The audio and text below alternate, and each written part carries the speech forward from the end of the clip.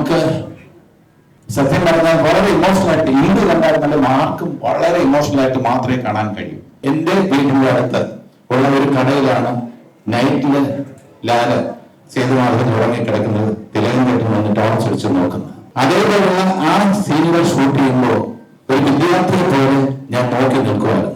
മോഹൻലാലിന്റെയും തിലകൻ ചേട്ടന്റെയും മുഖത്ത് മിന്നി മറയുന്ന വികാരങ്ങൾ ഒരു വിദ്യാർത്ഥി എന്ന നിലയിൽ, ഒരു തുടക്കക്കാരൻ എന്ന നിലയിൽ അത്ഭുതത്തോടെ ആവേശത്തോടെ ഞാൻ നോക്കി കണ്ടിട്ടുണ്ട്.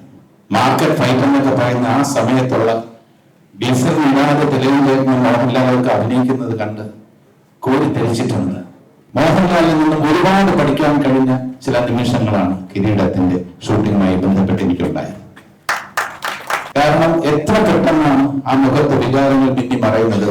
നമ്മുടെ കൂടെ അഭിനയിക്കുമ്പോൾ, സുരേഷിന്റെയും കൂടെയും മജീദിന്റെ കൂടെ അഭിനയിക്കുമ്പോൾ ജോലിയായിട്ട് അഭിനയിക്കുന്ന സേതുമാധവൻ, സൈക്കിൾ പിടിച്ചെന്ന താഴെ തള്ളിയിടുന്ന സേതുമാധവൻ, സിറ്റുവേഷൻ അനുസരിച്ച് ആ മുഖത്ത് മാറുന്ന ഓരോ വികാരങ്ങളും, സേതുമാധവന്റെ മുഖത്ത് മിന്നി മറയുന്ന ഓരോ വികാരവും, ആദ്യത്തെ സീനില് സബ് ഇൻസ്പെക്ടറായിട്ട് വരുന്ന ആ അച്ഛന്റെ സ്വപ്നം, ആ സ്വപ്നം തകരുന്ന ആ സീനൊക്കെ നമുക്ക് സത്യം പറഞ്ഞാൽ വളരെ ഇമോഷണൽ ആയിട്ട് എന്ത് കണ്ടായിരുന്നാലും ആർക്കും വളരെ ഇമോഷണൽ ആയിട്ട് മാത്രമേ കാണാൻ കഴിയൂ.